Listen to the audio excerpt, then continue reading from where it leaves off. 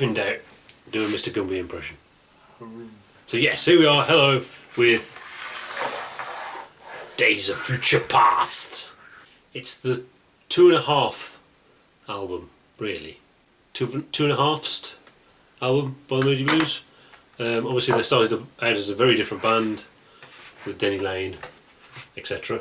And they did have an album, obviously featuring actually a couple of famous songs. One very, very famous song, obviously, but a couple of famous songs.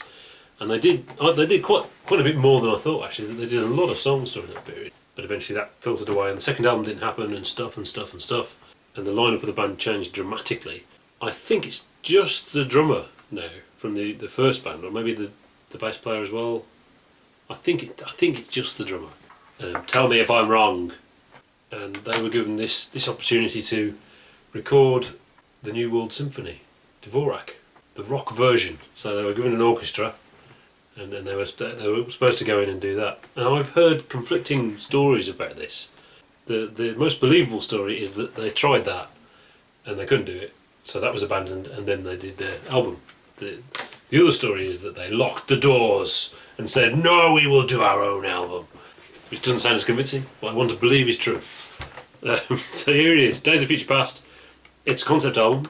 It's 1967, so before all this stuff has happened.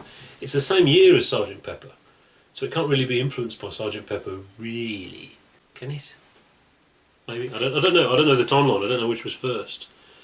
And it isn't anything like Sgt. Pepper, actually. But it's definitely a prog album.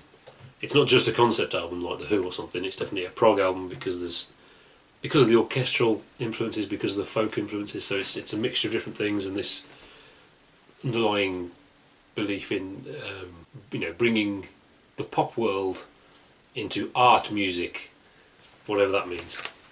And as such is groundbreaking and a big moment and all that stuff. And as promised in the comments last week, controversial. There are two great songs on here. One is Sublime, is a sublime classic masterpiece. But the rest of it, I mean, you've got those two brilliant songs, you've got a couple of okay songs, a couple of and some orchestral stuff, which at its best is some okay film music, and its worst is actually music, and it all just sort of lumped together. So they've got a song and then a bit of orchestral, then a song and then a bit of orchestral, and it follows a day with afternoon and night and morning and that kind of stuff. But as an album, I was hugely disappointed. Now, there's probably reasons for that. Maybe there's Moody Blues fans we've attracted, and now they're disgusted. How dare he say that? But I'd heard hundreds of albums which were influenced by this album before I heard it. So to me it sounds a bit naff and embarrassing a lot of the time. I've no problem with the concept, obviously. I mean, the concept is good. It's a day. That's cool. It's just, to me, the execution is not great at all. Controversial. I love this album. This is one of the best things ever done, ever. I really think that. From the you think, what the hell's this? Like, you press play and nothing happens for about 20 seconds as it gently fades in. And then you got this sort of strange ode to Helios, which it's the poetry. It's a bit cumbersome. There's no doubt about that, and you've got to have some front to pull that. But I don't think it's. I mean, you could say, what's his face? John Anderson was.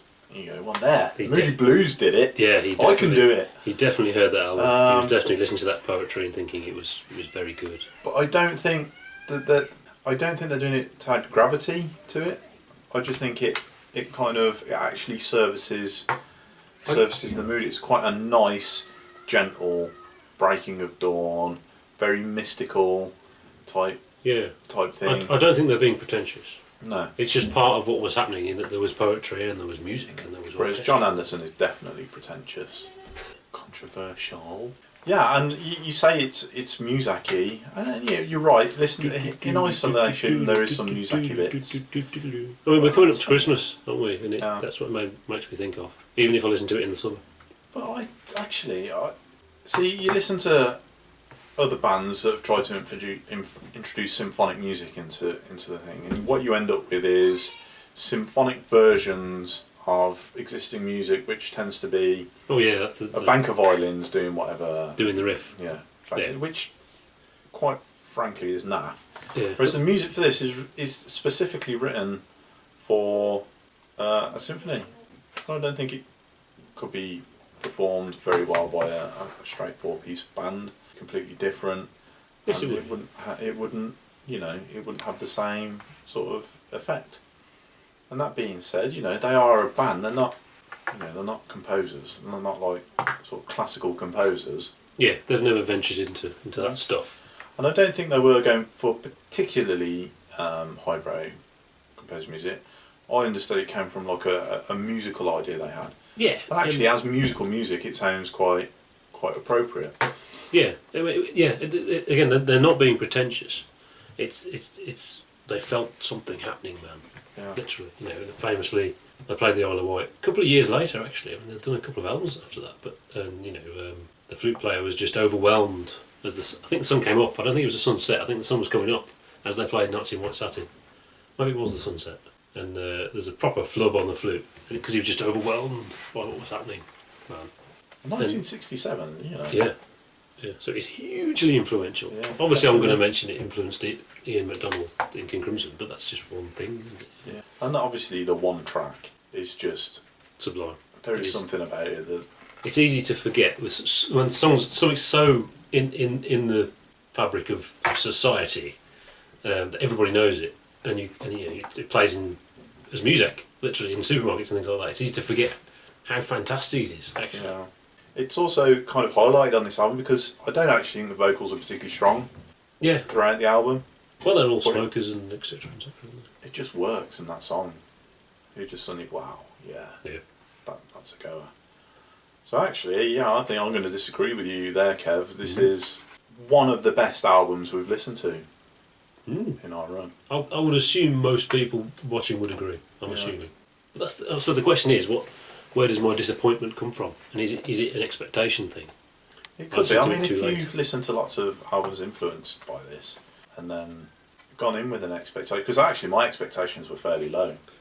I think I may have attempted to listen to some Moody Blues before and been a little bit disappointed. Maybe I just took a snapshot out of the album rather than listening to the album all in one go. Perhaps it was a compilation. Yeah, and I thought, what the hell's this?